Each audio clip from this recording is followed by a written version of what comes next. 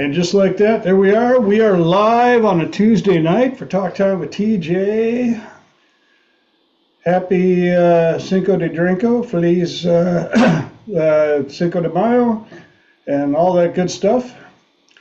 My name is TJ Zebel. I like to call myself a professional problem solver, but I always follow it up with, no, I don't know everything. I just have a unique way of asking lots of questions and have a great tribe to help people find the solutions they are looking for. I want to welcome you all here on a Tuesday night again.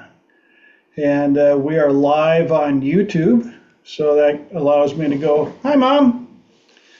Mom watching up in Minnesota. Yeah, then, you know, we're at Cinco de Drinko has a little different twist, but, you know, the tacos aren't quite the same as in Tijuana. It's a 9-month season up there of Cinco de Drinko. Yeah, especially when you're camped out from the weather, for whichever weather decides to show up. But for those of you that are watching on YouTube or watching the recording, I'd appreciate it if you would do all those easy little YouTube things that don't cost you anything more than a couple of clickety clicks. Please click the subscribe button, ring the bell so you know when we're back on the air. Click a couple of likes, leave some comments. I'd appreciate it. And share these videos with people that need to hear some of this stuff. We're not on here for anybody's glory other than trying to share as much knowledge and information as possible to help anybody out there that can benefit from it. You can also check out my website at www.thetswb.com, the tall skinny white boy.com. That is he, and he is I, and I am him, and all the above. And on my website, you'll find out some of the stuff about me, some of the things that I'm blessed to get to help people with, such as depression, anxiety, phobias, PTSD, grief. Still getting to help people with a lot of relationship challenges. So if you know anybody that is out for Cinco de Drinko by themselves and they don't want to be, have them get a hold of me. I do offer a free 30-minute consultation. That's right, no charge. Get to chat and see if we're a fit. If we are, I'll let you know. If we are not a fit, I promise I will let you know. I don't want to share, or I don't want to waste my time, or yours, or your money. I'll do my best to help you find the best fit to get the change work that you are looking for. Let's see, what else? Oh, and if you are wondering how it is that I can talk about so many different topics, go to the About page on the About Me page on my website. There'll be a little white button there. Click on it. That'll open up a PDF that will show you some of the many professions I've been blessed to be a part of, some of my certifications, and some of the classes that I teach. I will let you know it's only 6 pages long. I'm not saying that to impress you, but to impress upon you, I've had a full life in the short few years I've been on this rock. Right, Mom? Let's see, what else?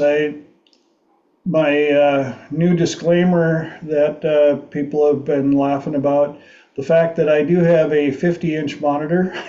So, yes, some of you are over there, some of you are over there. There's comments over here, and I've got surveillance monitor over here. And so, yes, my eyes do tend to wander while I keep track of all you lovely hoodlums. And the way this, well, let me introduce the tie of the week. The tie of the week is something I started back in the first show on 2024. And in accordance with Cinco de Mayo, this is my original Jerry Garcia tie right there. Wow. An authentic Jerry Garcia tie. Fine colors, really good material. I'm quite impressed with it. And no, it doesn't have a battery pack, but I think you can see it at night. It it is a little bright. And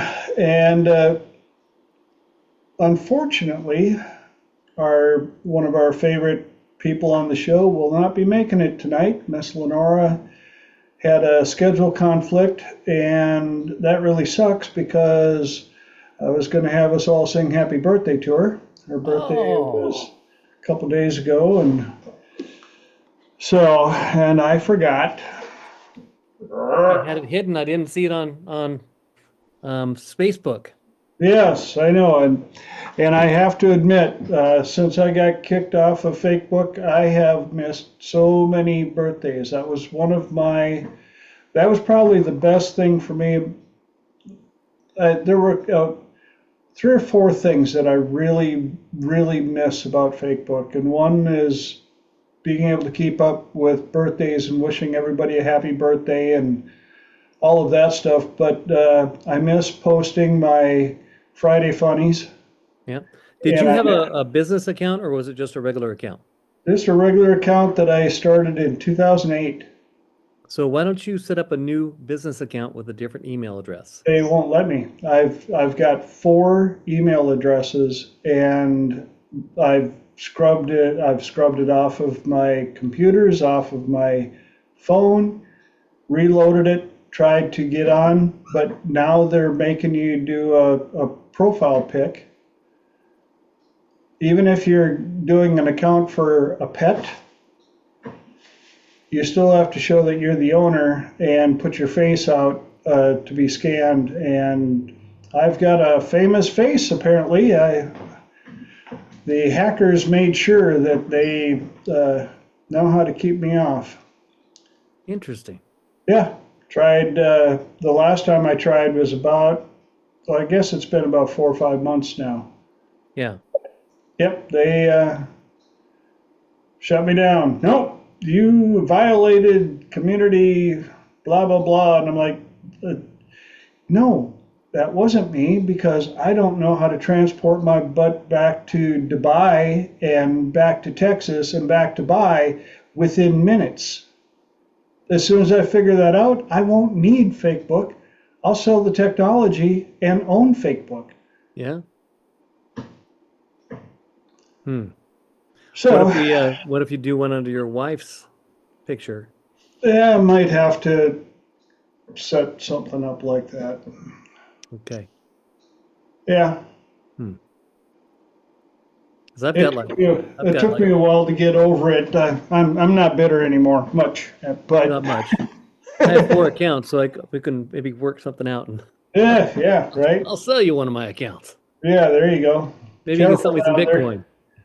They're all listening in. We'll have the Facebook police knocking on our monitors here at any moment now.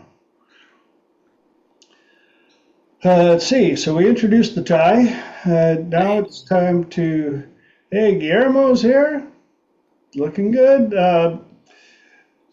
Anybody got anything cool, awesome they want to share from the last 7 days since we were here? Mark. Yeah, well, professionally, did I put my hand up? I don't remember doing that. You've got I automatic. did this, but I didn't, Yeah. But I also, I don't know, anyway, computer is haunted. But professionally, last week I got the chance to do, I haven't done it in a while. I was able to do some spinning, the neurosomatic verbal repatterning with a client. And seemed to work. We'll see what the results are when I see him again. And but on the other side, hey Guillermo. Personally, I on Sunday was my anniversary of my first date with my wife, and the night I proposed. Okay, I got a twofer there, TJ. Okay, so I did the that way I same can always thing. remember. Really? Nice. Proposed on our first date and tried to get married on our first date as well. So that's Well, but she urged me to go have some fun. She's like, God, you've been working like a dog around the house. Go to the casino. So I did, and long story short, I I went there. I only played for half an hour. I played one of the games that you're supposed to lose all your money at. And when I left with $1,400 of their money. Yeah. I always follow the first rule. Once you get their money, don't give it back. Nope. So it was, like I said, it was the right vibe, it was the right energy, and it was the right frequency. And remember when I was in Vegas, the first time I ever got hypnotized with Dr. David's Identity by Design. And of course, between classes and stuff, at lunch in the evening, I tried to gamble a little bit and I couldn't lose. I don't know what he did to me, what kind of post-hypnotic suggestions he did to me, but the little casino at the Orleans, every table I sat down at, I stood up, I had a little bit of their money. Even when I get to the airport, of course, they have slot machines at the airport in Vegas. And I went in and I found the machine that had the right vibe, put 20 bucks in, max, won $100, paid out. I said, I can't lose. I don't know what that was, but I would love to find that frequency again. Yes. So who goes to Vegas and can't lose? Literally. No exaggeration. I went home with more money than I came with, which is not what you're supposed to do in Vegas. But anyway. Yeah. But question for you, Mark. Did you propose and first date on the same day, or was it separate? It was like an anniversary. Well, that was again, our first date was, again, 2 years before, we met at a party. Literally, it was our first encounter with each other. And then actually it was a blind date. This girl was supposed to come up from Connecticut to meet me, and she no-showed. So I'm sitting there at the party, surrounded by people, and I'm like, I can sit here and feel sorry for myself, surrounded by all my friends. I was nursing a beer. I said, I can either, be a sourpuss or just enjoy the company of my friends. Yes. Hey, there's this really cute blonde sitting next to me. I think I'll talk to her. And as they say, the rest was history. Yeah. So, yeah, she was, just again, the universe was looking out for me on that occasion. Like I said, found a good one. Again, as long as I give her everything she wants, she lets me do anything I want. So she was the one that said, go to the casino. I'm like, okay. But I went down there. I did all the mental work on the way down there, the imagery and linking it to, I have a silver dollar for a lucky, and I rubbed the dollar and, it's what do they call it? An anchor to the picture of me walking away from the cage with counting their $100 bills. Again, that's how you get in the right vibe, the right, the right, have the right energy. And, so that was more than I expected to win because I always have a number in my head.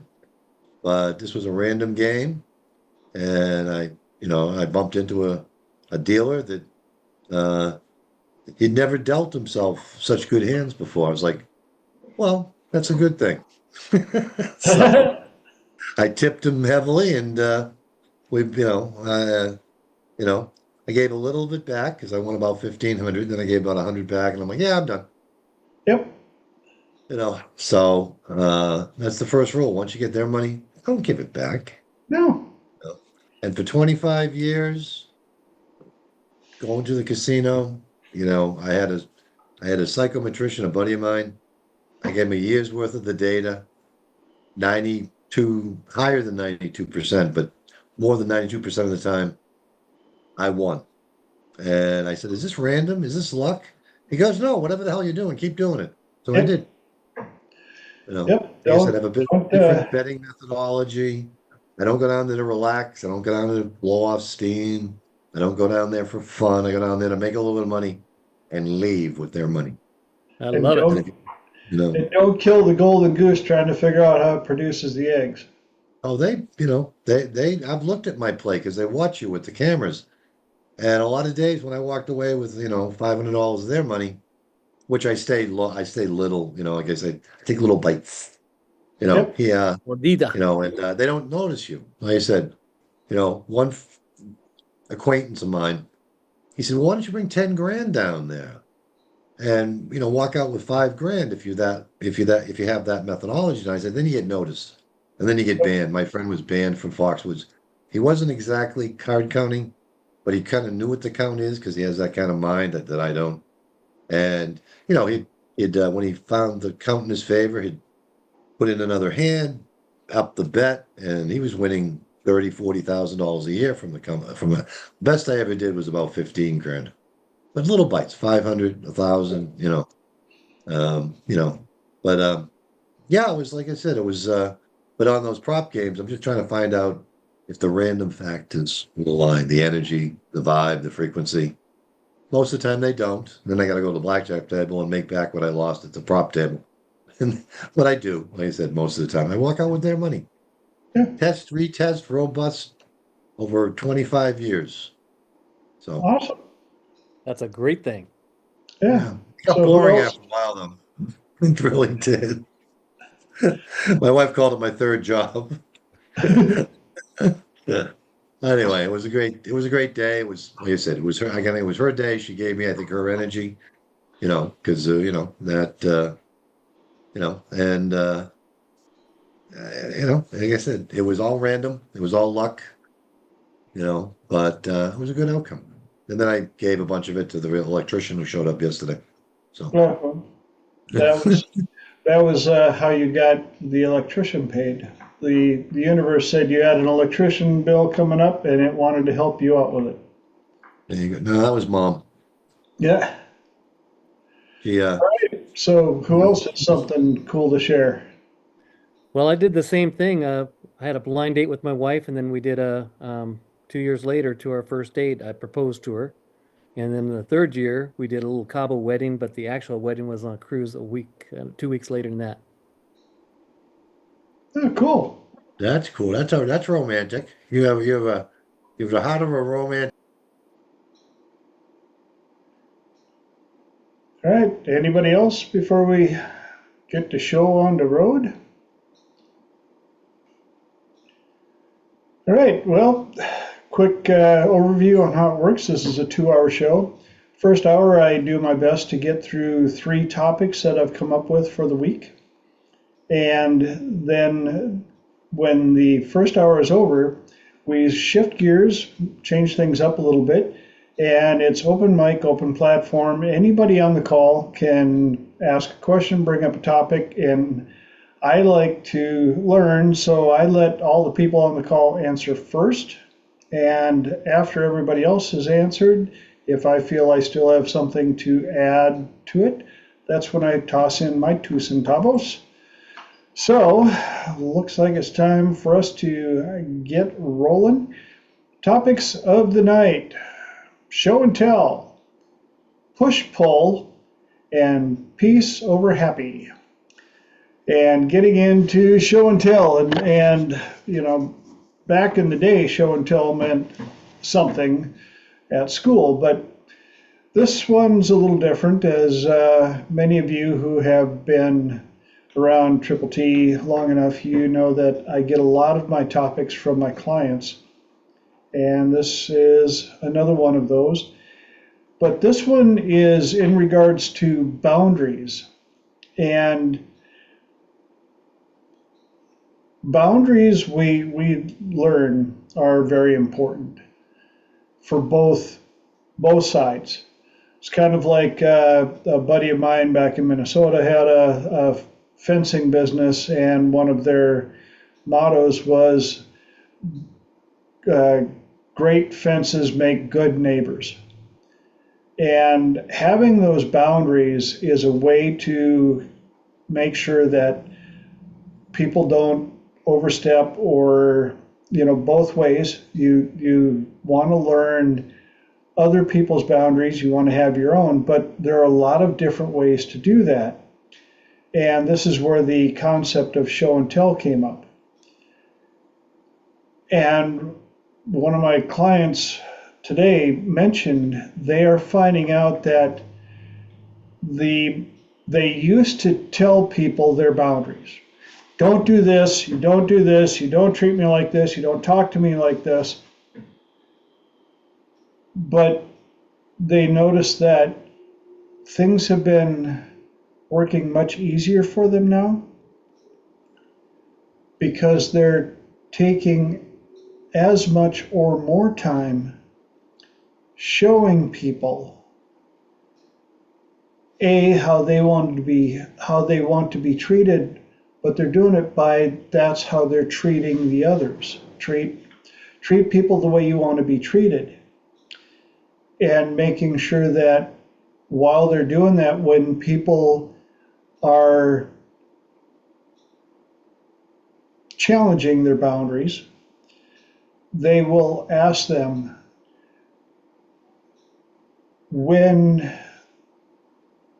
if this were to happen to you, how do you think I would treat you? How might I treat you if this were to happen? And what they're finding out is the people are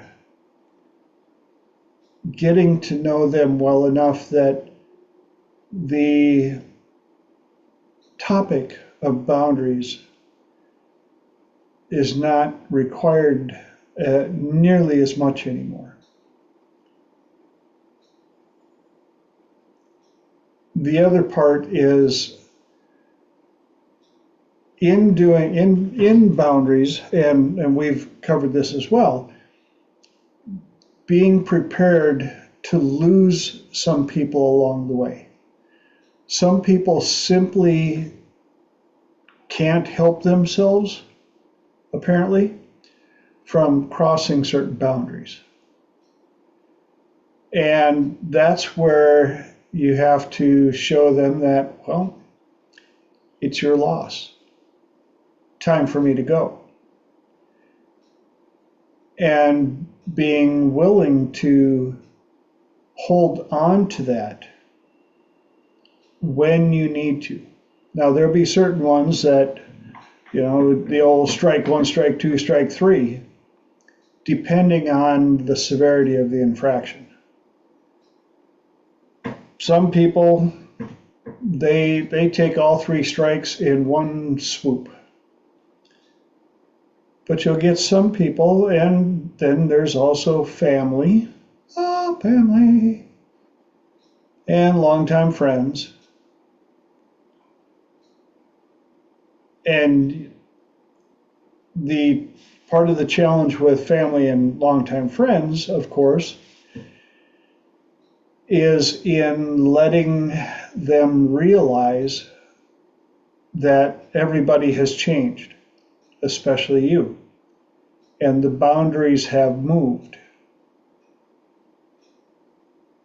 And doing that through show and tell again. Anybody got any ahas, epiphanies, inputs on that so far? Mark. Yeah, but when you right up front tell just a question. When you right up front tell somebody, I'll allow this, I won't allow that. I was just thinking a squirrel stopped by and said, well, what about if you run into a narcissist? They're going to use that as a detailed plan how to manipulate you or to just piss you off. So I don't know how you'd respond to that. My answer to that is educate yourself on the different personalities.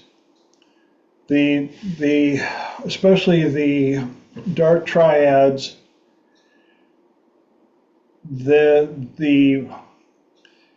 want to make sure that you don't understand what's going on. Their hardest victim yeah, the most challenging victim for any of the narcissists, the Machiavellians, the all the above, is somebody that understands what those personality types are.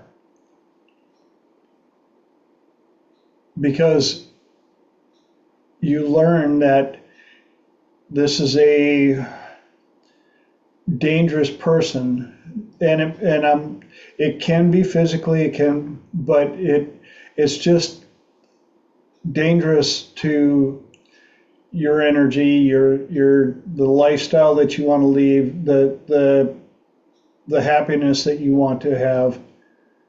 Holly. Oh, go ahead and finish what you're Well, what I was going to say is, especially we are so blessed in this day and age, in a way.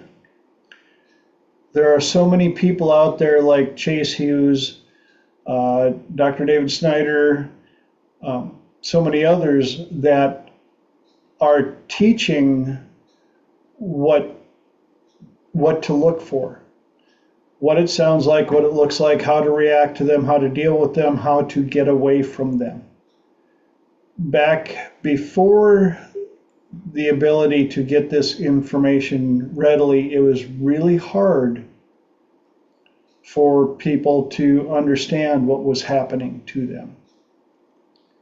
Holly.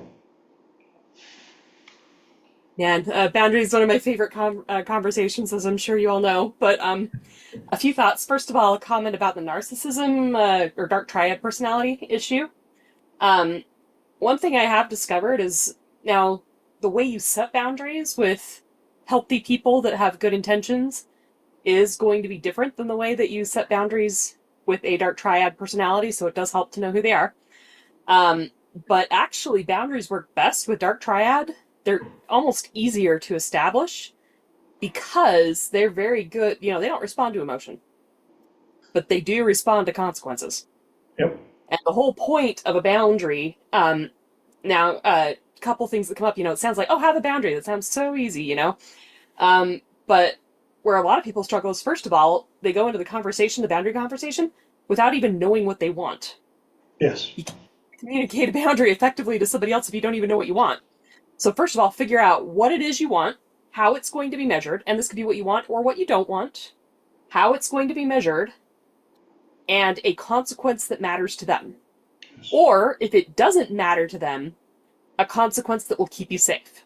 So even if, they don't care that you're going to go no contact with them, going to no contact with them will keep you safe in most cases. Yes. So, but a couple other thoughts too with that, figuring out what you want and communicating it. Also, be fair if somebody isn't a dark triad personality. One rule I have is if you're not a dark triad personality, almost all boundaries are negotiations. So I might be telling you what I won't accept, but maybe as stated, you can't live up to it. That's okay, but you've got to talk to me and we'll come up with something that we both can live with that honors my need, that honors your need. So like one of the examples that I give is like, say that I really don't like cigarettes. And so I say no cigarettes anywhere in my house, anywhere on my property, ever. And I'm with somebody who is really, really addicted to cigarettes, who's a really good friend or, maybe even a partner or something like that. They might say, that's really, really harsh. How can I, you're setting me up for failure, so to speak. And we might say, okay, you know what? How about this? How about we're going to create a spot out in the yard that's going to be a little bit covered, protected from the elements. There are ways that you can work with people to get what actually matters to you. Because what you think the conversation is about and what it's actually about, you might need to chunk up. You might need to chunk down. You might need to figure out what's the actual value that matters. Because you can't compromise on the actual value that matters, but you might be able to compromise on the plan to protect yourself, if that makes sense. Yes. But once again, you're not going to be doing that negotiation with a narcissist. With a narcissist, it's, this is what it is, because they're going to try to use that negotiation against you. But then also another thing is make sure when you're saying this that you're defining terms the same way. We talk about the concept of nominalizations. And that, they say that's anything that you can't carry in a wheelbarrow. So if you say, you will respect me, and that's my boundary. maybe thinking the definition of respect. This is the typical one, but my definition of respect might be, you tell me the truth, you tell it to me straight, you don't bullshit around it, sort of thing. Where somebody else might say, well, my definition of respect is that you soften things, that you care about my feelings. And here we are using the same term, not meaning the same thing. Yeah. So you told them you will respect me or I'm gone. They come home and they give you what they think is respect. They think they're honoring your boundary, and now you're gone. So it is important to calibrate. It is important to update. It is important to negotiate. But once you've agreed to the negotiation, once you've settled on what works for both of you, now they show you with their behavior whether they mean it or not. And if they cross that line, you've got to have the consequence ready to go. You can't be deciding the consequence in the moment. And you've got to be, and you can have, this is a first level violation consequence, this is a second, you can escalate. It doesn't have to be, you go straight to the top one first. But you cannot hesitate to follow through.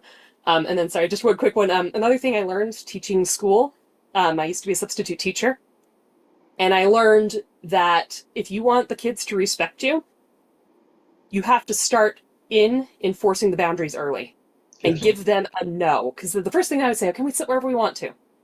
And it was so silly because, I wanted to be the nice person. I wanted to be the friend. I wanted to be the good teacher. And what's the big deal if they sit where they want to? Let me tell you, I learned very early, you say no every single time. Once you establish your authority and you establish you will follow through, you can be nice afterwards. But, with boundaries, they say, it keeps the bad stuff out, but it also keeps the good stuff in. But you've got to set the boundary first, and then you could start doing the nice stuff, I've learned. And I don't fully understand the psychology behind that, but it's definitely a thing. Yep. So many good things there.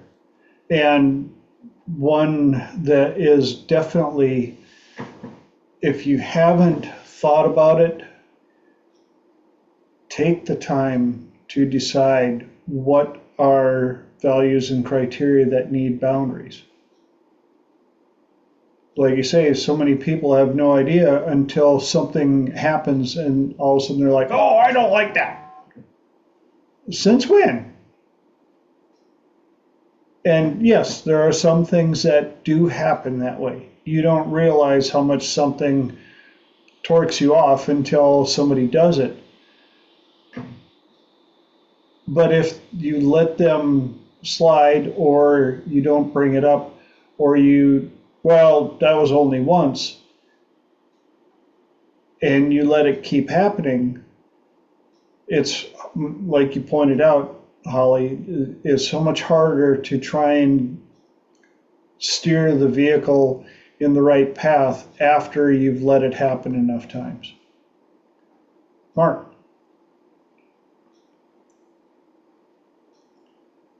I had a whole cavalcade of squirrels come by. And what Holly reminded me was about my sister. She was a teacher in Boston for the 37 years in the Boston school system. And, parents loved her. They because she set a strict rule with them. You arrive with your homework done, and, and she would assign it the first day, and kids would show up without their homework. She'd give them a pencil, a piece of paper, and a book, and you're out in the hallway on the floor doing your homework, because if you don't have your homework done, you do not have a ticket to be in my class. She taught like 5th grade, and she set the boundary right from the get-go. And within a week or so, every kid arrived with their homework done. Because they didn't want to go out in the hallway doing their homework, because she set a boundary, a healthy one. The parents used to have fistfights to get them in Mrs. Craig's class. So she said, they would fight to get their kids, their multiple kids into her class, because she was, she started off, she established the boundary right out of the gate, and she stuck to it. And, she earned those kids respect, because that's how she did it right on the first day of school. So, but the other thing I wanted to mention are the question, you, TJ, I know that you teach your own version of Dr. Snyder's Defense Against the Dark Arts. And my question was, what's the first thing you teach when you're teaching Defense Against the Dark Arts? Trust your gut. Listen to your gut. There are so many people that don't understand the power, the receptive ability of your gut. And it, when I bring it up and I'm like, so if you ever been in a room and your back's to the door and all of a sudden you just feel this ick, and you turn around and there's that person, your gut knew the energy before your eyes told you.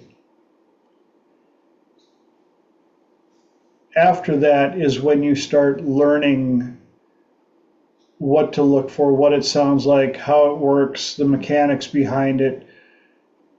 And it was interesting because I've had a number of students and clients that are like, well, who are you all teaching this to? And I said, well, there's a difference between teaching how to drive a car and learning how to rebuild the motor, the transmission, and the rear end. Defense Against the Dark Arts is learning how to drive the car, learning how the machine works, but we don't want to teach or have people out there that understand how to build the car. That's why I have a 30-minute consultation. I've had more than 6 guys, typically guys. Women usually come to me because they want to learn how to defend themselves against it. But I've had a number of guys that have come to me wanting me to teach them the dark arts. And I don't really know how to build the motor. I just know how to build the car, how to teach how to build the car. But even then, I don't even want to give them that much information because they will take whatever little bit of information they can and build off of it for the wrong reasons. Mark.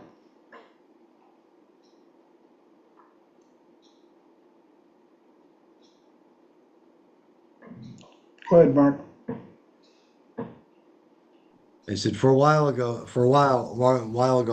time ago, I learned something. I've been teaching guys how to pay attention to what their emotional mind is telling them, sensing the energy, like you said.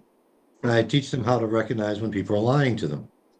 And it's really kind of simple because all you really have to do is ask the right question, which is, somebody tells you something and you ask yourself, does that ring true? And then shut up, turn off the internal dialogue, and wait for a feeling, a picture, a sensation from your emotional mind. Yes. And I taught it to this guy who owned a small company, and he comes back the next week and he goes, "They're all lying to me." It's the question they do. You're the boss. You dispense pleasure. You sign their paychecks. You inflict pain. You yell at them. You fire them. Of course, they're going to yell at you. But the question is not that they're not telling the truth, but when you ask them, is that report done? Yeah, boss, it'll be done this afternoon. They just lied to you. So he said, everybody's lying. I said, yeah, everybody's lying to you because you're the boss, but are they going to follow through? Basically, like you said, they're, so that's how I teach guys how to, detect lies, basically. And it's been pretty robust. I'm not sure where I learned it. Might have been Dr. David.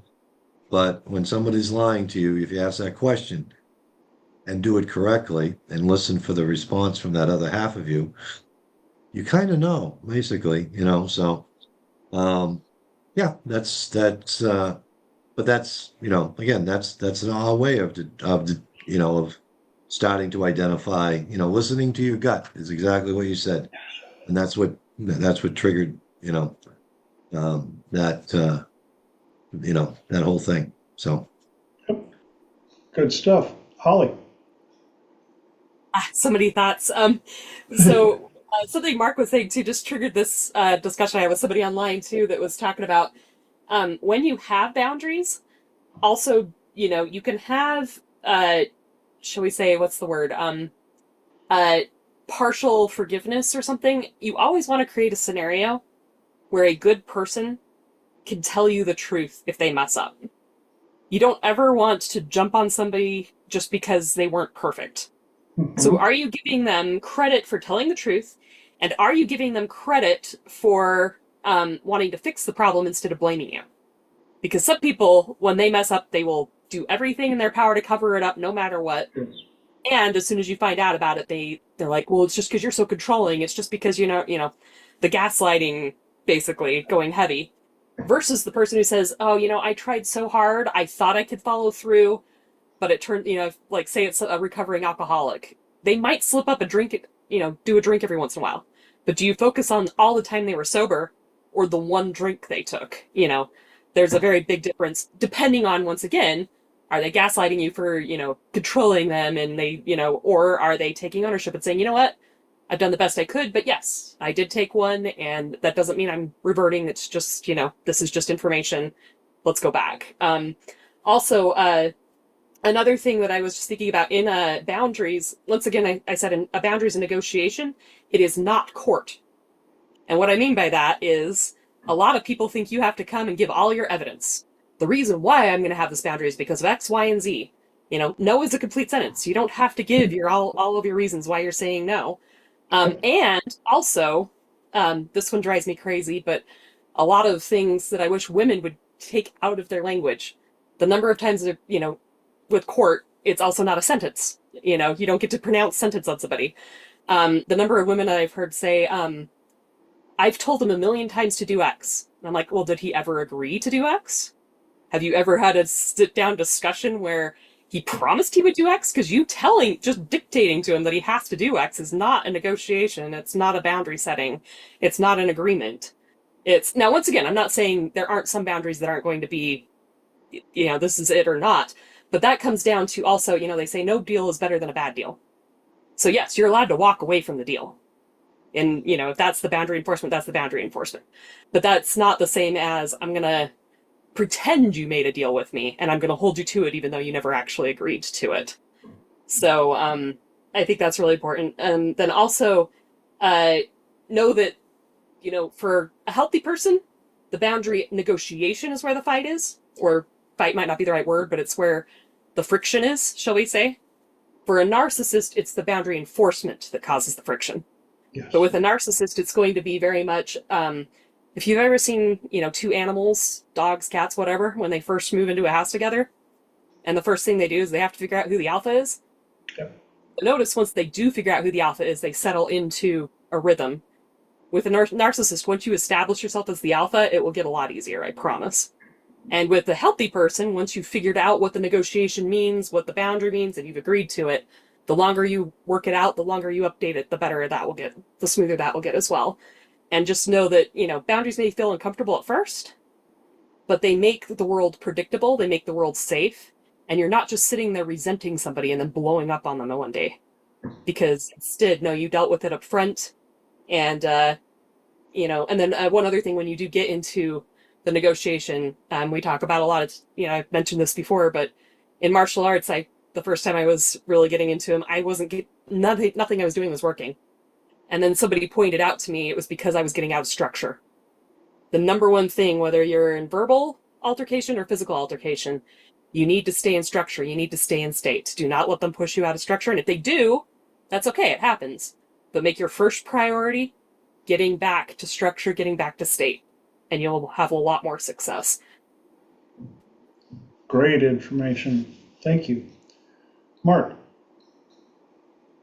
Yeah, I just reminded something you said, TJ, reminded me of words. They're very old. They're by Marcus Aurelius, I think, and he said, never frown at the messenger who brings you bad news, because pretty soon people won't tell you the truth. They'll tell you what with what they perceive you want to hear, rather than, the news that they're. So a good leader never frowns at the messenger who brings them bad news. Exactly. Okay. You want to hear the truth from people. Like I said, you never frown at the messenger who brings you, bad news, because like I said, that's how a leader can lead more effectively to, by not welcoming, but accepting bad news without frowning at the messenger.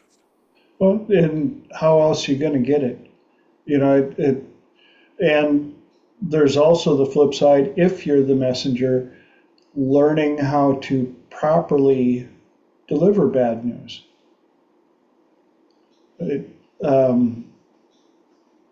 One of the things that I've learned is you say, I'm sorry, after you say you got bad news. Not like, I'm sorry, I have bad news. You go, I've got bad news. I'm sorry. There's a psychological switch inside of that flip of arrangement. And also just tell people flat out, I got bad news. You may want to sit down. Mark. Okay, this is a joke. Two guys are out in the jungle. One of them gets bit on his member, and the other guy runs, finds the clinic, finds the doctor. Doctor said, well, you got to suck out the poison. And this is how you change the data, but in a funny way. But he said, you got to make an X on the wound, and then you got to suck out all the poison. The guy runs all the way back to the guy that's injured in the jungle, and he said, what did the doctor said? Doctor said, you're going to die. Yep. Yeah, there you have it. And holy cow, we're 47 minutes into the first hour. Holly. Sorry, we're going to be even more into the first hour. Just two more points. So first of all, going back to the fact that boundaries are a negotiation, the more options you have, the more leverage you have in a negotiation, even if it's just emotional leverage. So that's another thing too. Like, if you make sure that you have plenty of friends, you have plenty of people in your support system, mentors, whatever, it's going to make it a lot easier for you to say to that one person, hey, I have a non-negotiable boundary, and if you violate that, I'm out. Versus if you have one person that you've made your entire life, and, basically, anyway, you could get to the point where you're so dependent on somebody that you think you don't have options. You always do have options. You always can get options. But when you approach it from a scarcity mindset versus an abundance mindset, it can make it a lot harder to have boundaries. And then also, I've mentioned it before, but Matthew Hussey talks about when you're enforcing boundaries, be sweet in your tone and ruthless in your actions. Most people are ruthless in their tone and sweet in their actions. They freak out, they throw a fit, they scream, they cry, but they don't actually do the enforcement. Yes. Whereas if you do the enforcement, you don't have to scream, you don't have to cry, you just say, this is it. It is what it is, the consequences have happened, and now we're done. Exactly. And a squirrel brought me an idea, and then it ran away with it. Darn it. But yeah, all great stuff. Anybody else got anything else they want to add quick before we try and fit in at least 2 topics tonight?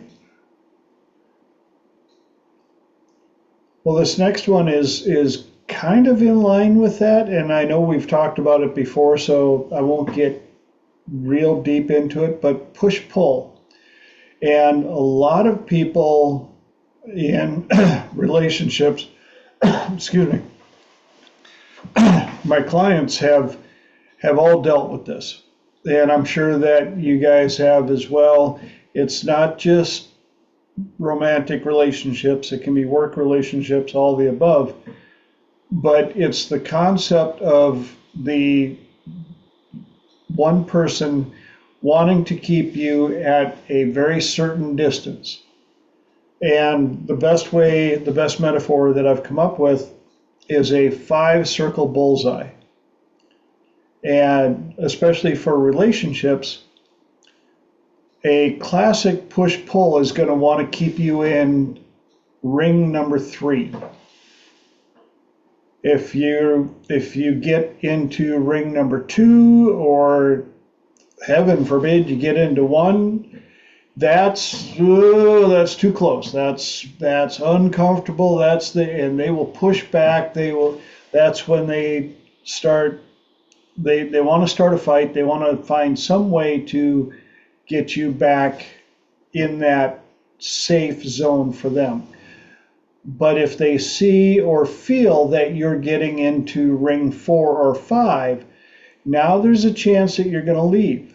Now you're too far out. That's when the sweetness comes on. Oh, baby, come on, no, come, I didn't mean that. No, come, till they can get you safely back into ring number 3. And you'll see this in work environments as well. They like to keep you in that one little zone, in that one little pay scale, that one little department, whatever. If they feel that you're trying to advance, then nope. But if they find out that you might be thinking about moving on, well, then they hate to lose you. So then there's the chit chat.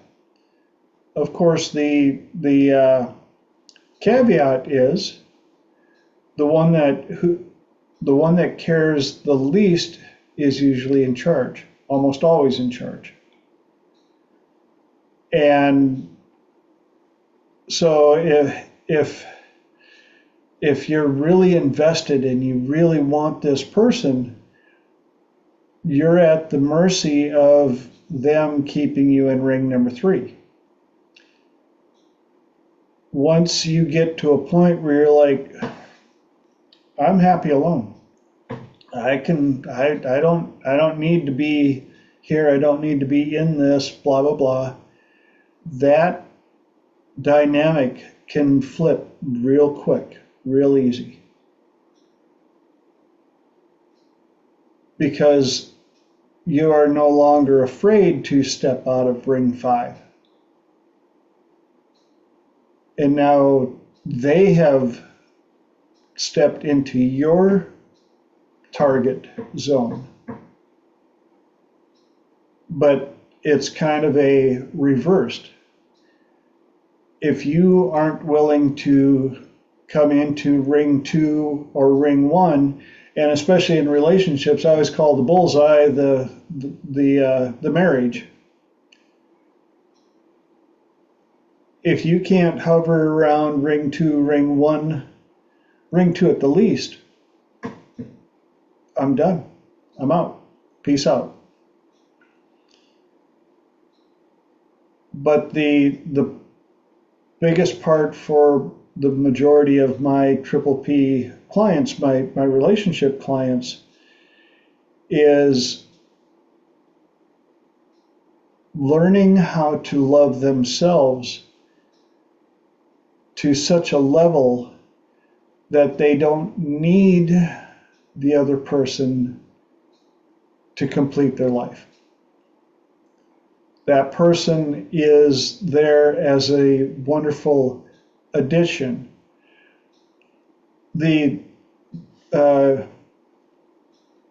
For those of you that are watching YouTube or watching the recording, you don't get the privilege of seeing the comments.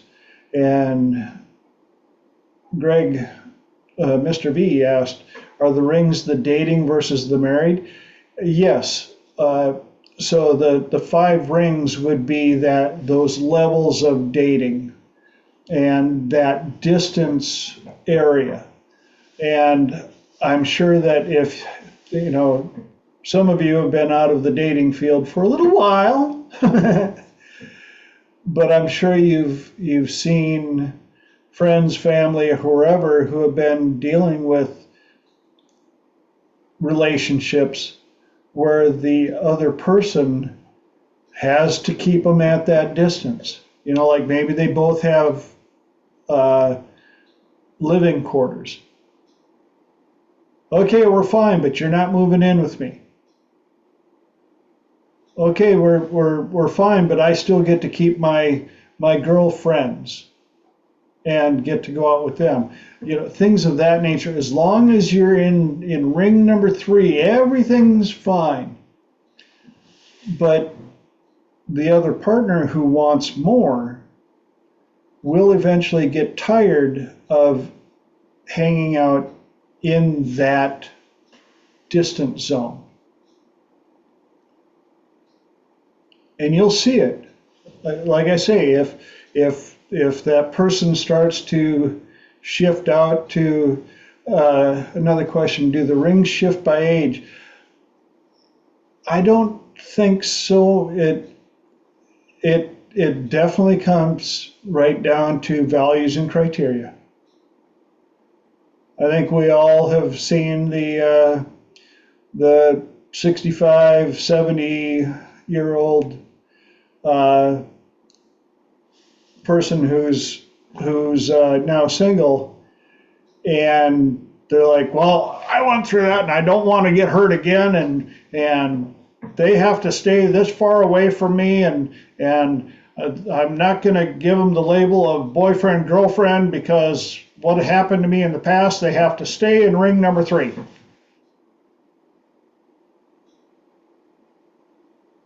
And then you got the other people that are so scared of commitment. They love the person. They will say, you're my best friend. I enjoy all the things that we do. We have so much fun, blah, blah, blah. But I can't let you into ring number 2 or ring number 1. That's just too much. I suffocate. I get irritable. I blah, blah, blah, blah, blah. But please don't go to ring number 4 or number 5 because I've lost somebody in the past and it was too much, and that's going to hurt again. And so they will do that push-pull until they drive the person away. Mark.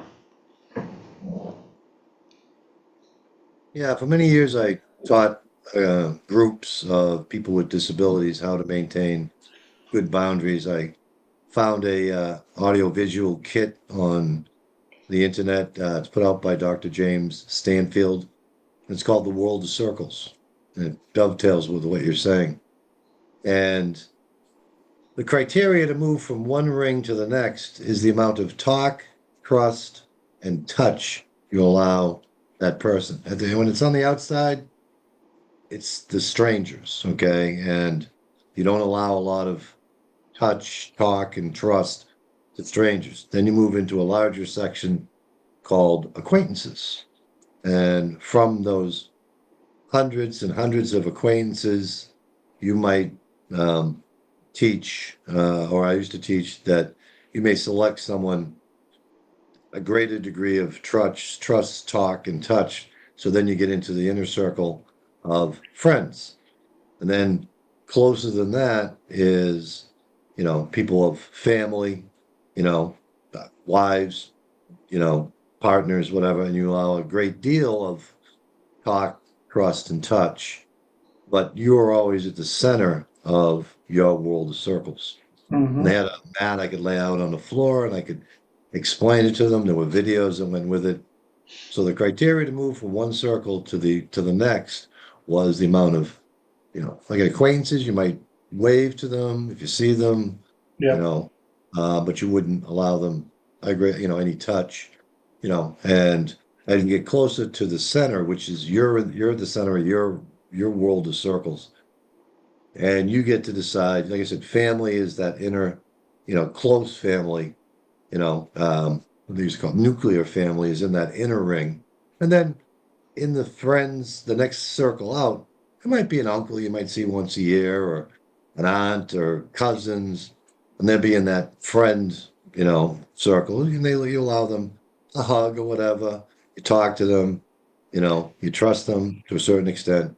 Then you get into the acquaintance circle, and then on the outside is the stranger circle, And there's certain strangers you do trust because, like policemen, firemen, anybody in uniform, usually, even though we're a stranger, you can allow them a certain amount of trust.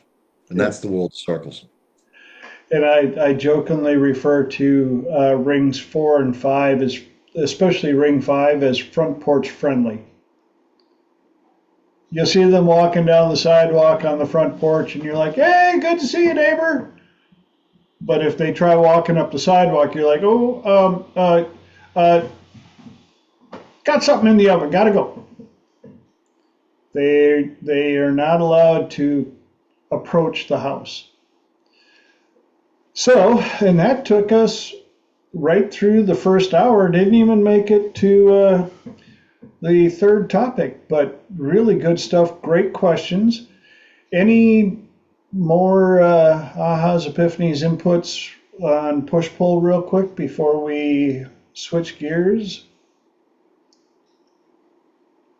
And remember, you guys can bring up questions or topics from the first two topics in the second hour. If you want to continue the discussion, that's up to you. This is your hour. For those of you that tuned in late or are watching the video and fast forwarded and wondering what's going on, in the second hour, as I said earlier, it's open mic, open platform. Anybody on the call can ask a question or bring up a topic, and I let the people on the call answer first because I like to learn as well. So, who's got a question or a topic to start off hour number 2? Holly. This is kind of a random question, but kind of following up the boundaries.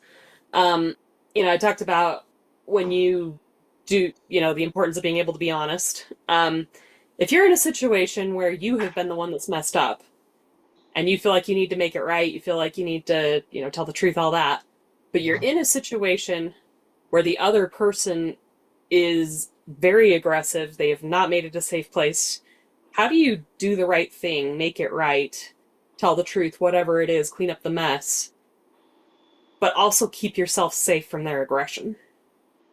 Ooh, great question. Could you say it again, Holly? So if you're in a place where you basically know that you've messed up and you want to make it right, but making it right means, telling the truth, cleaning up the mess, all that, but you're dealing with a person on the other side who is very aggressive and they are not creating a safe place to apologize, to make it right, anything like that. They expect perfection, and if they see the slightest hint of imperfection, they are going to be very aggressive. How do you keep yourself safe while still doing the right thing? Michael's got his hand up.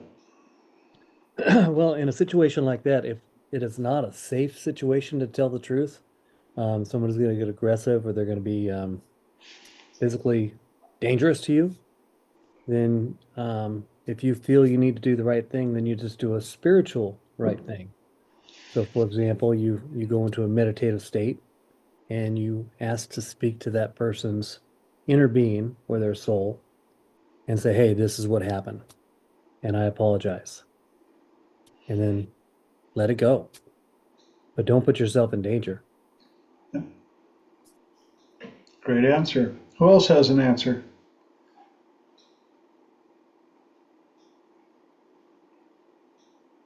Mark. Again, I have an answer. Again, it's not about it's not meeting aggression with aggression, but you have to be firm and resolute, I think, and you say, "I'm here to apologize."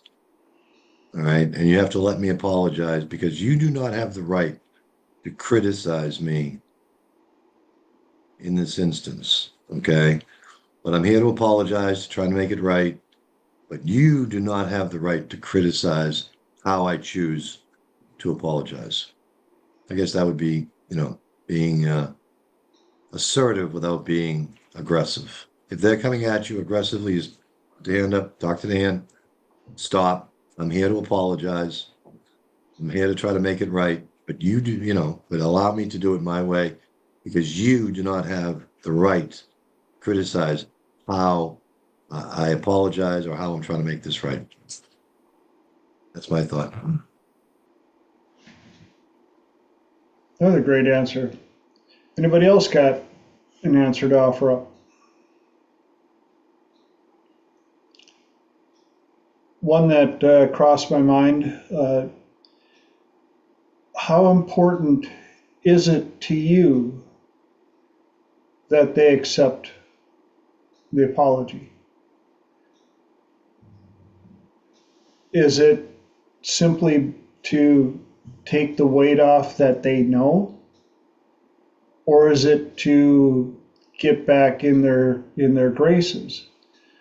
That's a number of different answers in that spectrum. If it's simply to let them know that you screwed up or whatever, but you know that they're going to be a jerk about it regardless, then you might just want to go old school, write them a letter, use new technology and send them a voicemail or a video and let it fly. Whether they watch it or not, that's on them. But you've made the attempt without putting yourself within a circle of aggression or danger, or even if it's just, you know that you're physically going to be safe, but you know that they are going to unleash on you. Is the mental luggage, the mental baggage, worth letting them know that you offered up an apology? If it's a no-win situation, make it a win-lose situation. You win. Here's my letter of apology. Here's how I feel, and it's up to you how you want to act on it. But then you've made the attempt, and you can let it go on your side. Remember, forgiveness is not for the other person. It's for you. You don't have to forgive their actions. You can forgive the person for acting the way they did because of their upbringing, who they are, their personalities or lack of whatever.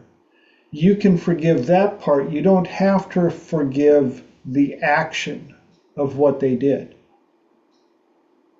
And they don't have to accept it.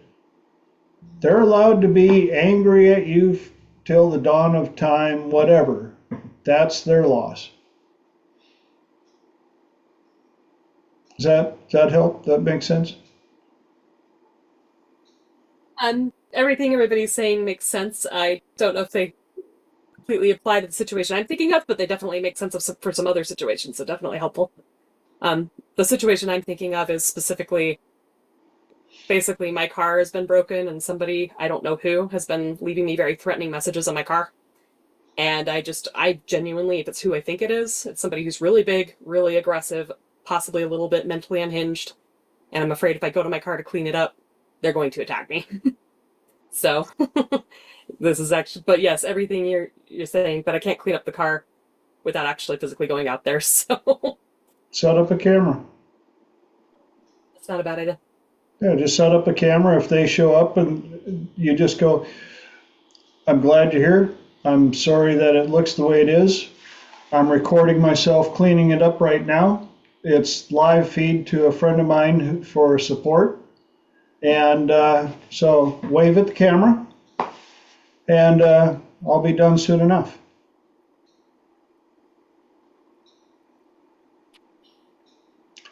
Michael.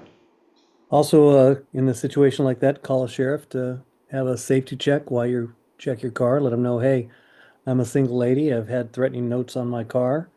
I'm if you don't mind, sometime if you get an opportunity, let me know and schedule so they can just kind of be there to oversee, you know. Not a Take bad idea. take a friend or two as well if you'd like to do that. If that'd be easier, so you've got witnesses. The camera idea is fantastic. If you want to go the woo route, you can set up a feng shui mirror. And what you do is you just get a little feng shui mirror and you put the mirror facing the direction towards your car and tell everyone else to keep their energy away from your car. And it's kind of weird, but when people bump into their energy and they have a reflection, kind of like TJ was talking about when somebody walks up behind you and you knew, whoa, there's a weird feeling. It's the same type of thing. So if you protect your car with reversing any energy that's negative coming towards it, people walk up to it and they'll feel the same thing and they kind of meander and steer it clear of your car. Great ideas. Thank you. So, yeah. Anybody got anything else, or do we have another topic, another question?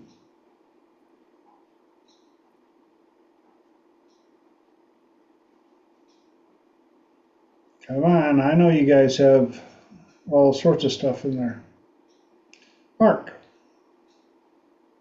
Okay, this is kind of a general question. There are, three things you want to create in a kind of a romantic situation, and you need to be able to define what these things are, but you want to create anticipation, fascination, and intrigue. And I like people's input on like how they define those things: anticipation, fascination, and intrigue. And not only their definitions, but how they would go about establishing those, achieving those things within a relationship. Would you read them off one more time, please? Sure. Anticipation, Anticipation, fascination, and intrigue.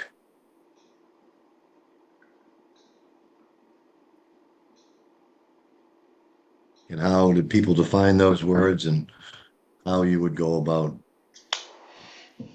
establishing those things? good question. Who's got some answers? Help. Everybody else? Come on, I know you guys can answer some of this. Who's got something for anticipation other than an old ketchup advertisement? Just wait till I tell you about this a little later.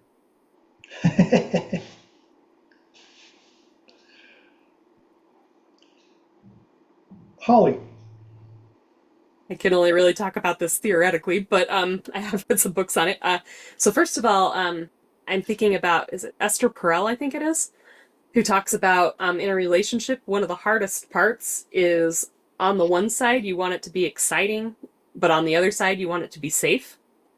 And sometimes it's really hard to be both at the same time.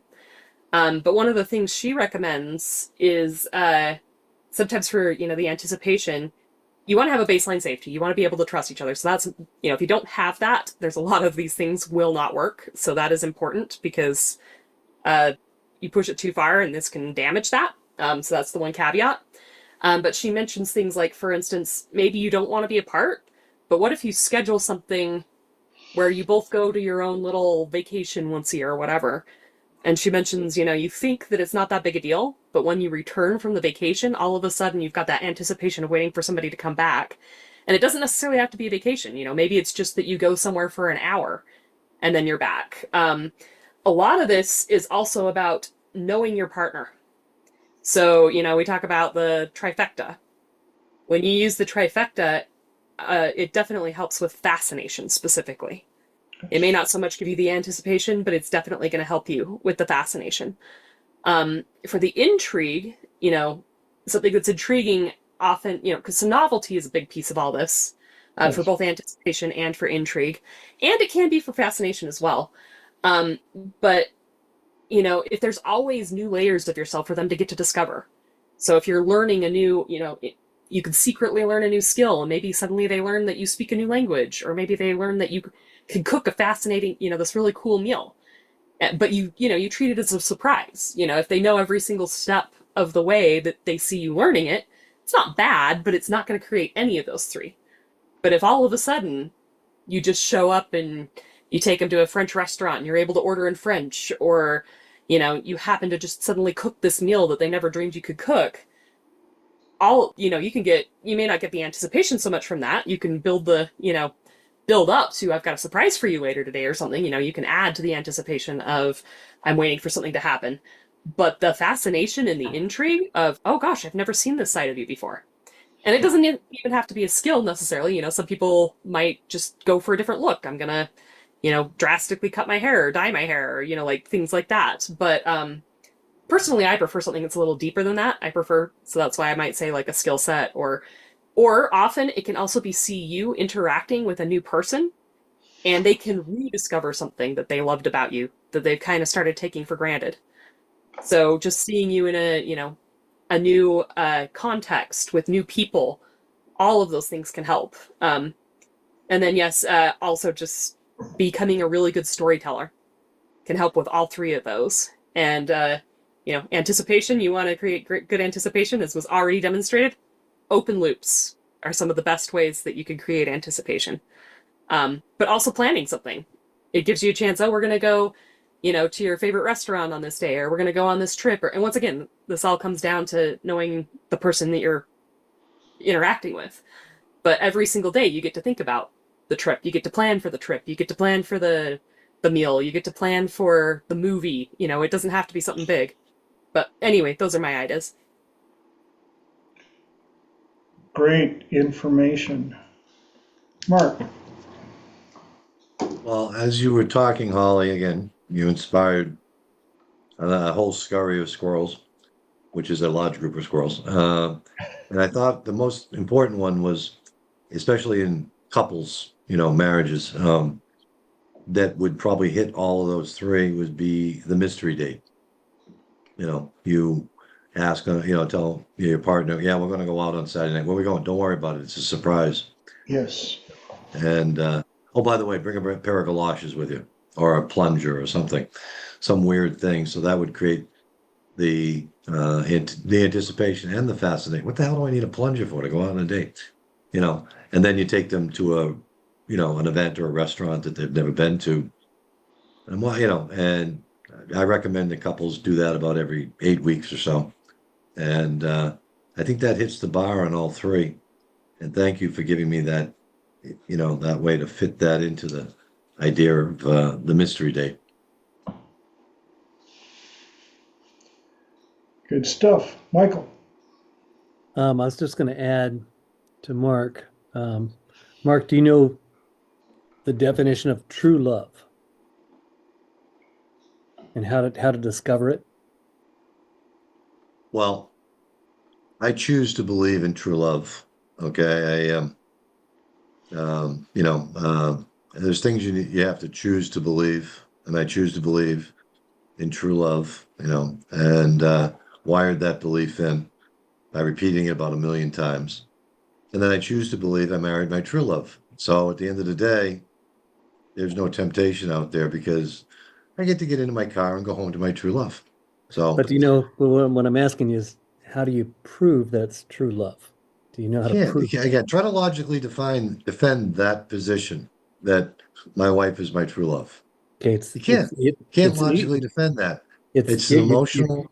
You can. Are you ready? Sure. If you lock your wife in the trunk of a car and your dog, and you come back in an hour, who's happy to see you? That's true love. Okay. Who's happier to see you?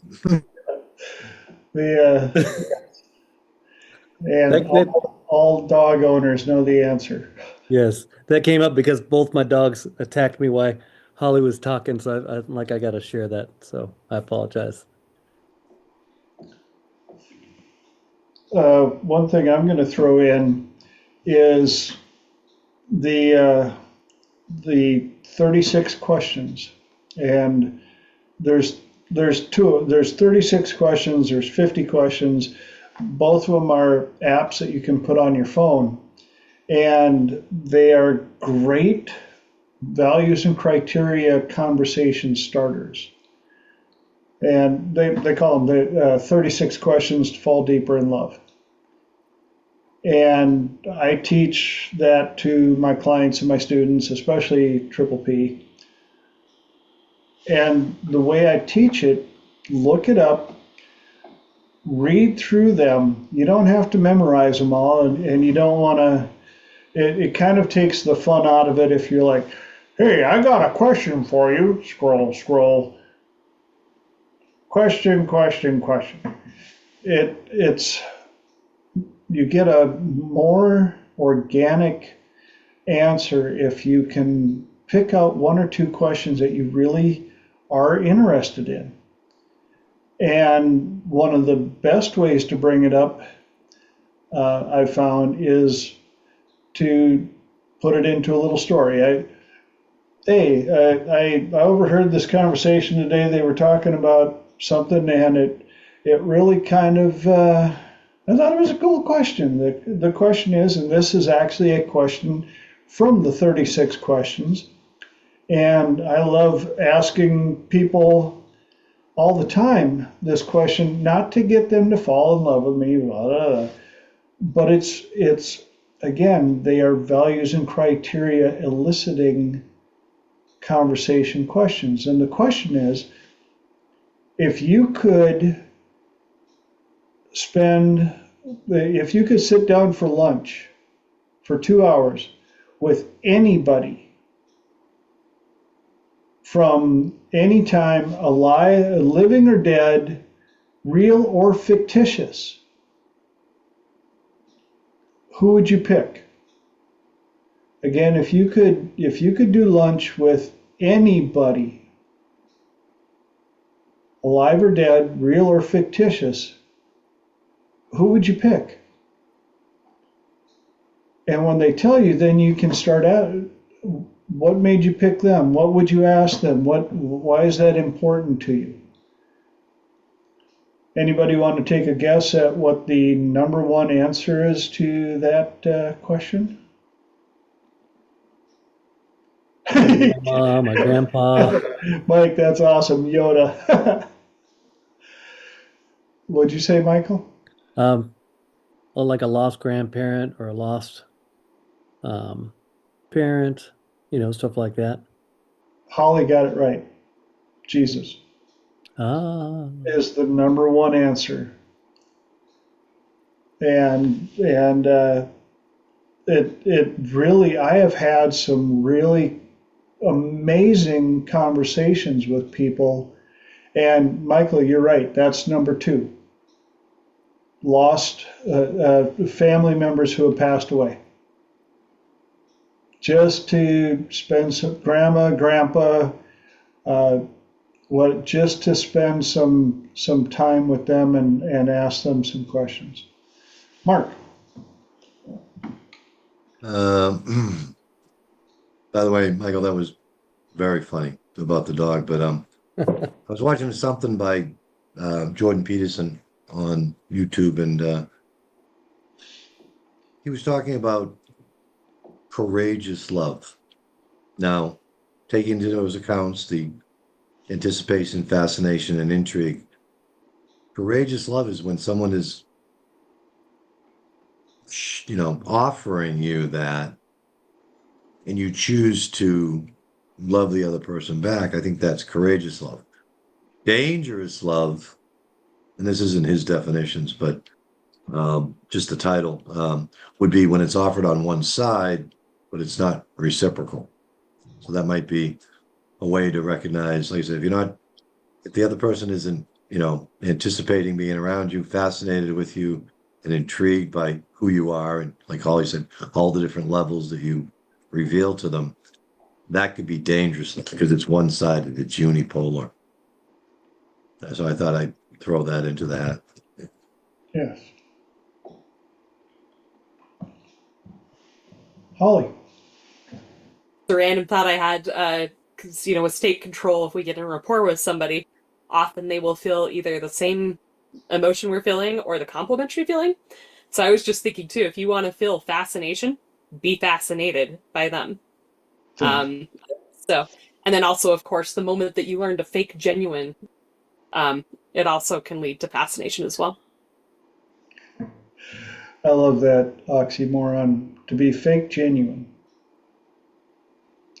And it's almost in line with Identity Management University, a class that I teach, where if you always wanted to be somebody else, and I tell when we do one of the exercises we do is I have the students walk out of the room, close your eyes, spin around 3 times, come back in the room, and show us who that person is.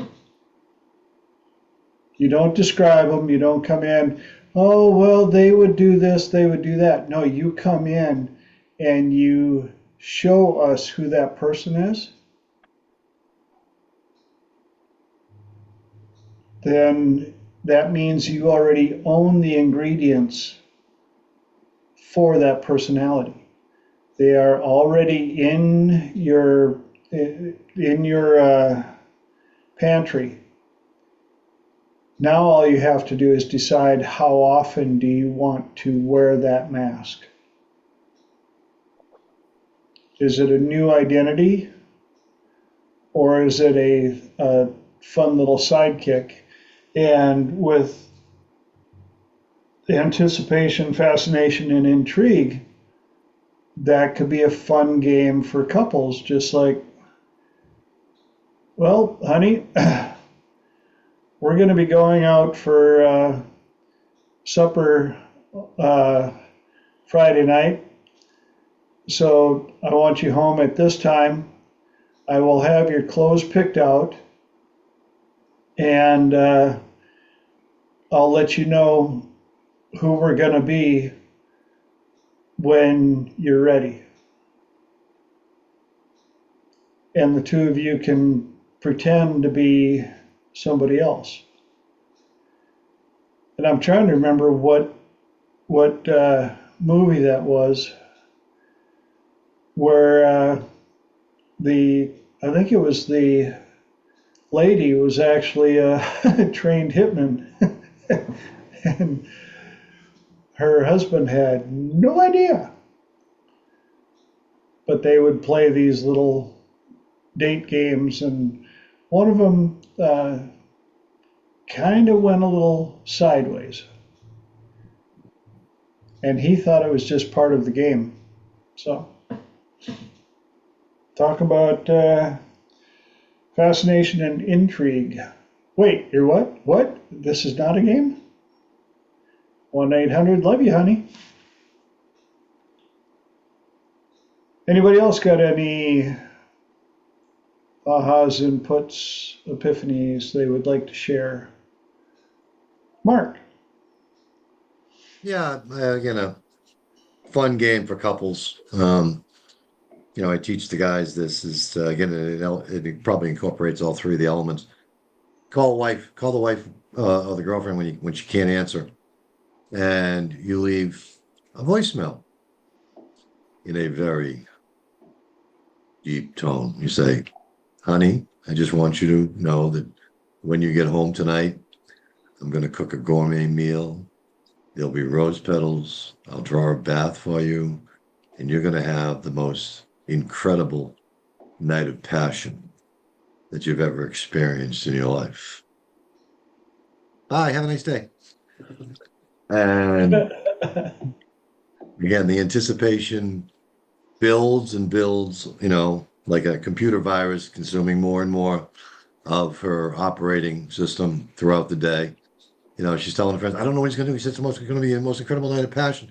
And the anticipation builds and builds, and then, you have to have the meal ready and, the music, the candlelight, the whole 9 yards.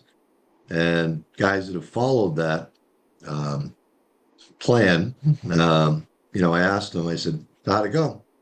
He goes, I opened the door and she jumped me. This is married 10, 15 years. Because you're building, again, thank you for gentle folk for putting it into the right perspective, a new frame for me, a new facet. That building of the anticipation, the fascination, and the intrigue. So Yes. taking something I knew and putting it in a completely new light. And I appreciate all your input. Well, Holly. Love that, by the way, Mark. That is definitely awesome. Something else that Mark said that triggered in my mind is also this book. It's called Come As You Are. I forget who the author is at the moment. But she talks about that people don't realize when it comes to seduction, people have accelerators, but they also have brakes. And, the things that turn you off might be another way to describe brakes. And so sometimes the key to really making the night full of, fascination, intrigue, all that, another thing is just removing any brakes that might be around so that you don't have anything stopping your night from going smoothly. And what that might mean is, as silly as it may sound, if her pet peeve is she can't stand dirty dishes, making sure the dishes are clean. Or, if she's been waiting to get the carpet vacuumed, when she comes home, the carpet's vacuumed. It may not seem like that big a deal, but to her, that might put her in a completely different state, making her receptive and able to receive everything else that you've got planned. Yep. And him too. It's not exclusive to women.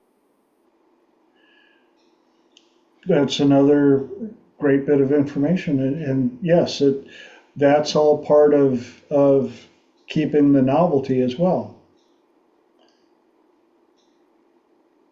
Any more inputs, ahas on that, or else Mr. V has asked another question that we could put in here. And the question is, do you think your understanding and definition of your rings change after a spouse has passed?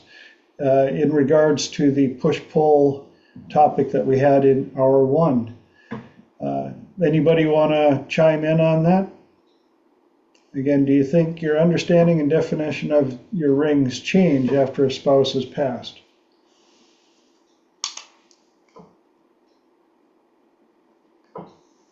Mark.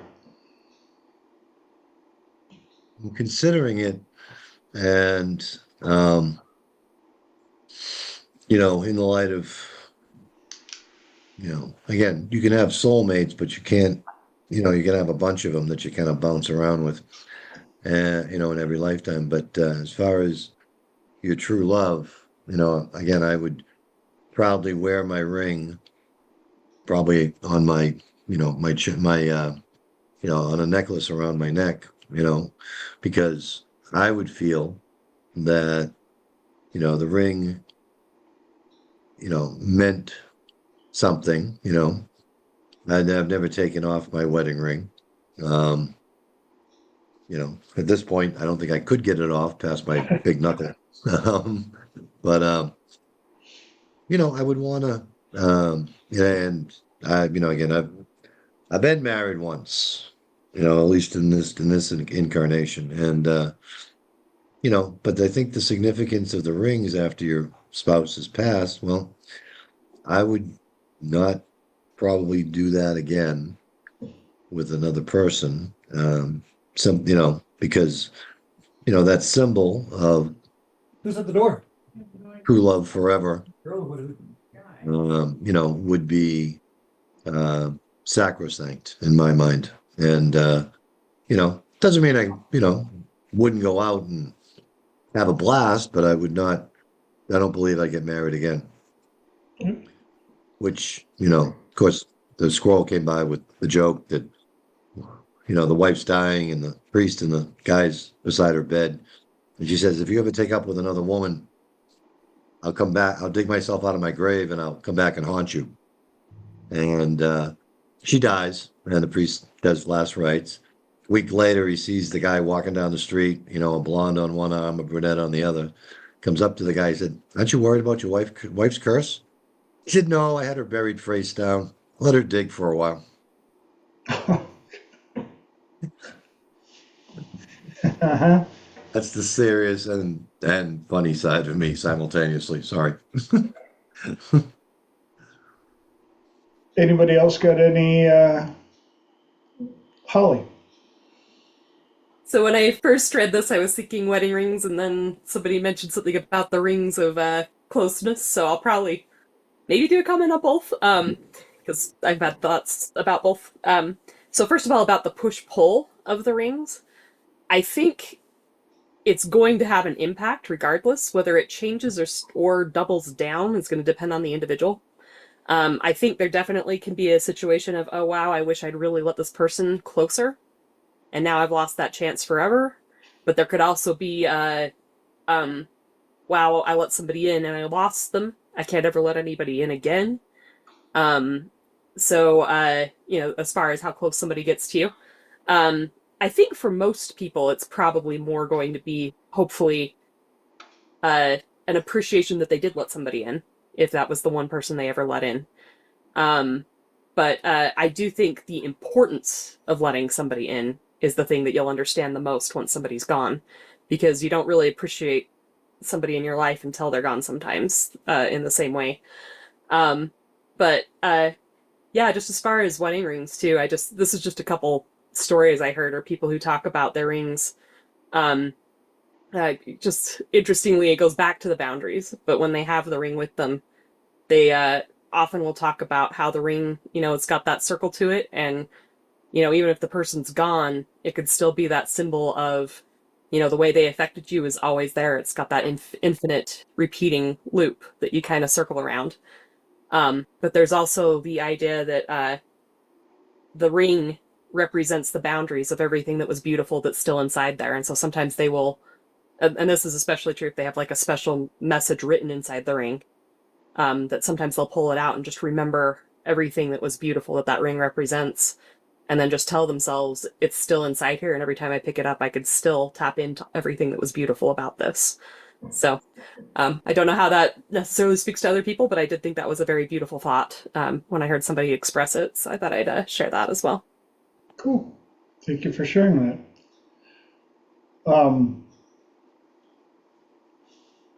Mr. V put in another question. Before I read it, I wanted to put in something. I work with people who are going through grief as well.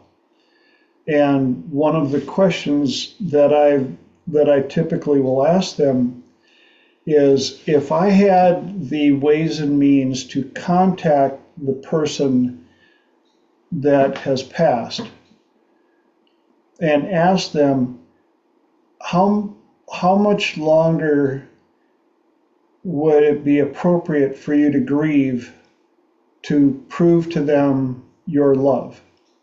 And how much longer would they want you to be sad? And almost easily over 95% of the time, they say, well, they wouldn't want me to hurt or be sad.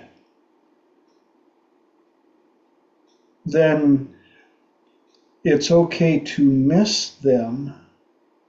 You will always miss them. I've got people that I miss terribly. I would love to have them back. But I've moved past grieving them because of the blessing of the time that I had with them. And in regards to the definition or the changing of the definition of the rings after a spouse has passed, that's very personal. And part of it's going to come down to the relationship and personality that you had with the spouse and who they were. I know people that are, when I pass, you better go out and find somebody else, because I don't want you keeping your amazing personality away from somebody else that could be just as blessed as I've been. And then there's the other side where, when I die, like the joke that Mark said. When I pass, if you ever look at another person, I'm gonna haunt you. Oh. And so it'll come down to how you want to view or approach it. I've helped a number of people now who have lost a spouse that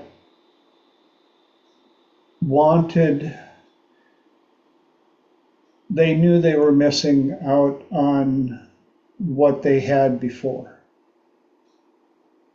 And so we had to reframe what that meant.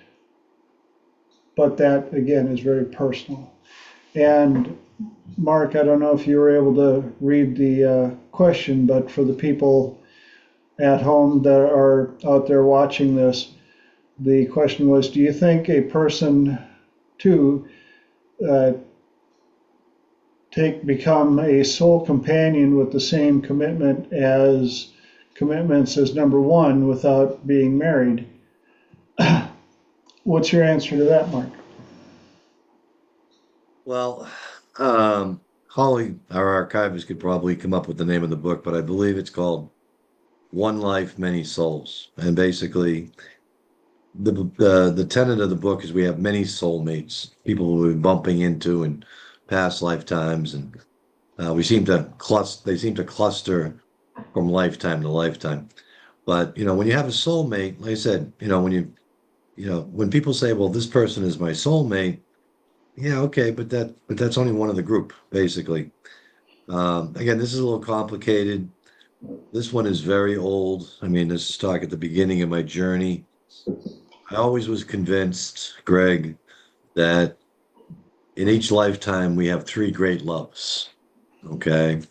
And to get personal amongst my tribe, with only two people watching, sorry, TJ, that you get three great loves in this life. And I believe my first great love was my mom. But I met, fell in love, and married my second great love. And then I met number three. And I told her, I just can't be with you in the way you want me to be. I feel the connection and everything, but I married my second great love. And I just, once I've given my word, like I said, and if she had passed, yeah, that possibility, that would be open to reconnect to my third great love. She's still out somewhere. I think she lives in Florida. But my point is that, if that very early tenet is true, that we have three great loves in our life, again, I met and married number two, and I've had a great life with my second great love. So, if the aliens came down and snatched her, number three's waiting in the wings, I guess. I don't know. That's my ham-handed answer to you, Greg, and Mr. V. So, but that's where I stand from a very personal point of view. Thank you for sharing that. Holly. So I have kind of a follow-up question that's kind of similar. And by the way, I don't know if there is a book called One Soul, Many Lives, but that also sounds like maybe Journey of Souls, where they talk about having multiple soulmates that maybe perform different roles. Not every soulmate has to be the person you marry. But I guess I'm, as somebody who's, single and older, I'm wondering what is the best way, if you do end up with somebody whose previous spouse has passed, that you can honor that previous relationship. You can, say it's beautiful, but at the same time, not sell yourself short and feel like your happiness is somehow disrespecting them, or I don't know if I'm really making sense the way I'm wording this, but how do you strike that balance if you are the second spouse and you've never had, a first spouse of your own, and so this really is your one and only experience? Great question. Who's got an answer for that one?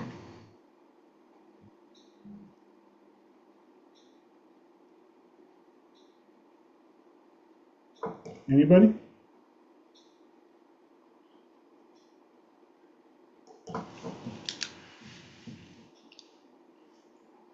With the clients that I've worked with who have gone through what you've talked about, and yeah, Mr. V, you're right. The love too is love, but a different love.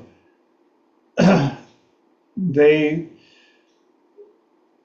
the clients that I worked with were able to move forward and not live in the shadow, because they also realized that they had been through relationships, not the marriage, not the kids, but very few people have the privilege of meeting their spouse, say in school, and it being the very first person that they were ever with, especially in this day and age. And realizing that it brings a different dynamic to it. When I was on vacation in China with Tina, there was the most adorable older couple there. Both of them had lost their spouses, and they were absolutely like teenagers dating for the first time. They're down to the energy and everything. So there's that part, because they had agreed that life was too short to live in the past. But I've also had a client in the past that was living deep inside the shadow of their lover's past spouse.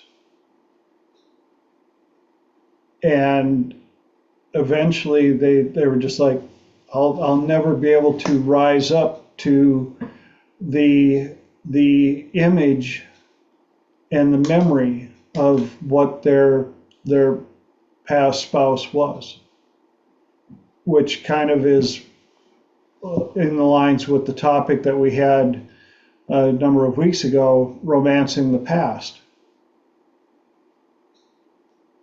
Now that the person's gone, the one that remains will romanticize how much better it was as time goes by. And that makes for such huge shoes to try and fill that nobody will ever be able to fill them, which makes it hard to let somebody in close enough to even attempt to. Mark. Well, I think it was Peterson, but when he was talking about love, and he said, a love is assigning an inordinate amount of importance to an individual. And, when we lose someone who we love, we've lost that, that person that you assign an inordinate amount of importance to. So you feel the lack. Okay. And I've never thought about it this way, but, and then if you run into somebody else, that you can find love again. And love is a gift. You give it to another person. If you get anything back, it's like giving somebody a present on their birthday. If you get a present back on your birthday, it's a bonus. Okay. But, so you can lose a loved one, an individual who you've built your life around, but you can also, I think, and again, I'm spitballing here. as you might be able to tell.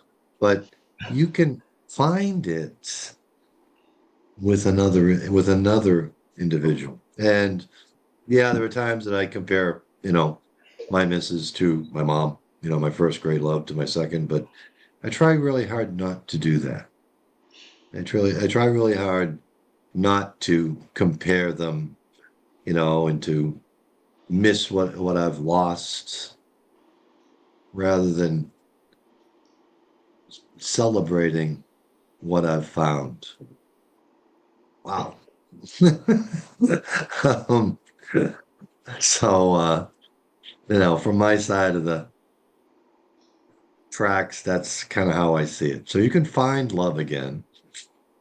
And if you do, it's a gift. Like you said, love is something you give to another person, and if you get it back, hey, that's a bonus. Yep. So And that's my thought. one of my clients' um, partner passed away, and they were still, well, they're younger than I am. And they had somebody that they had known for quite a while that had asked them to come out. And my client felt bad for the kids and said, was telling this friend, I can't go out with you. I mean, what would the kids think? And finally, they got up the nerve to talk to the kids about it, and the kids are like, "You're too young to remain single the rest of your life. You you need the relationship." Not only for the relationship, but for the health benefits of it as well. For the fun, the activity, the ability to go out and laugh and smile and see life again. And I thought that was really a very cool gift from the kids for my client. And then while you were talking, Mark, scroll reminded me of a deal on Instagram I saw the other day, and it's a clip from a movie or a TV show or something like that, but it's a Western, and the guy says that an old Comanche scout told me that when you fall in love, the person you fall in love with, you trade a piece of your heart with. And when they pass away, that part of your heart dies with them. But the part they gave you is still alive in you. That's how you can feel them. And so I take, and this is a guy talking, he goes, so I take my wife with me wherever I go, and I'm going to take her to the coast and show her a sunset. And I thought that was really cool as well. But you still have enough of a heart left to decide whether or not you want to share with anybody else.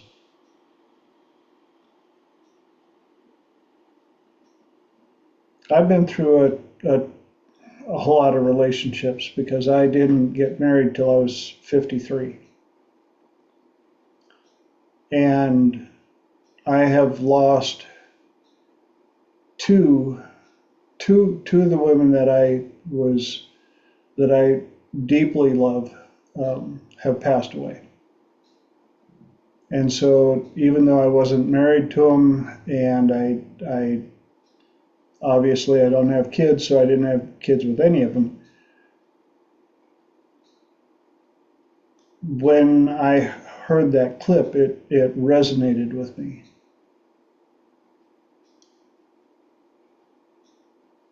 So I get it, but I don't. Nobody can ever say they know how you feel. Ever. Doesn't matter. It doesn't matter if you've been married the exact same amount of years and personalities are the same and all the above, they still don't know exactly how you feel. Because that's based on too many personal different things. But when it comes down, like I say, when I work with people that are going through grief, you can decide when you've grieved enough to honor them and still love them and go back to living and being happy with the amount of time that you were blessed to have them in your life. Mark. I agree wholeheartedly. I said when we grieve correctly, again, the last stage, like you said, is the fourth stage is acceptance that this person is gone. But there's a fifth stage that doesn't get talked about a lot, and it's called meaning. And you had that person with you for as long as you did. You appropriately grieved. So what's the meaning? Again, what's the meaning of do you lay down and die because the other person is gone, or like you said earlier, the empty chair technique? Are you talking, do you move on? And, because you're capable of giving that gift of love, and that may be the greatest meaning of all, that, you are capable of loving that well and that deeply. And that's a gift you can give to another person. Mm-hmm.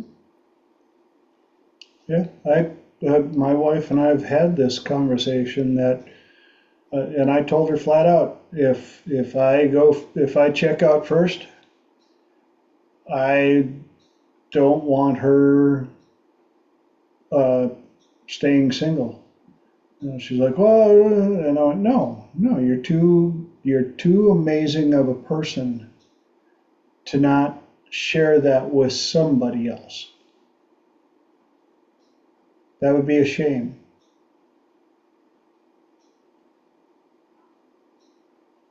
So,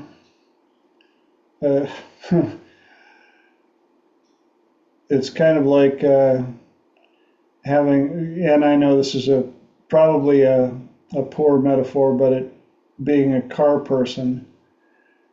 If the owner of an amazing car dies, it would be a shame to go and park that vehicle in a garage and let it rot away from the eyes of those who love cars.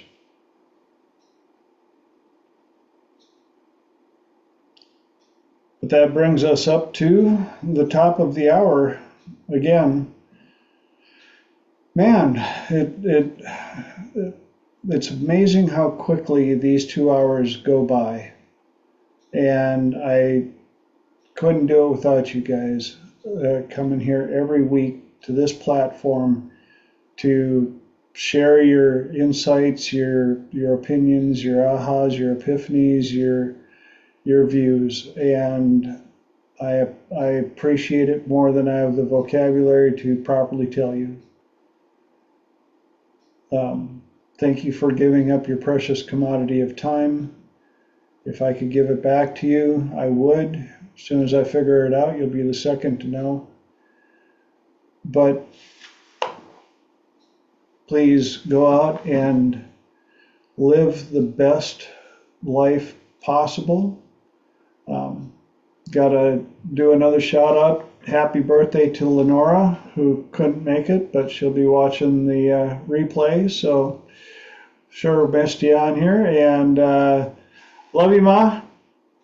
For the rest of you out there on YouTube or watching the video, thank you so much. Please consider joining us live. We'd love to have you on here. And for you beautiful faces that are here, love you guys so much. Thank you so much, and hope to see you back here in 7. Till then, bye. Good night now. See you Bye, guys. Elijah. Y'all have a great one. Elijah, great seeing you. Fantastic.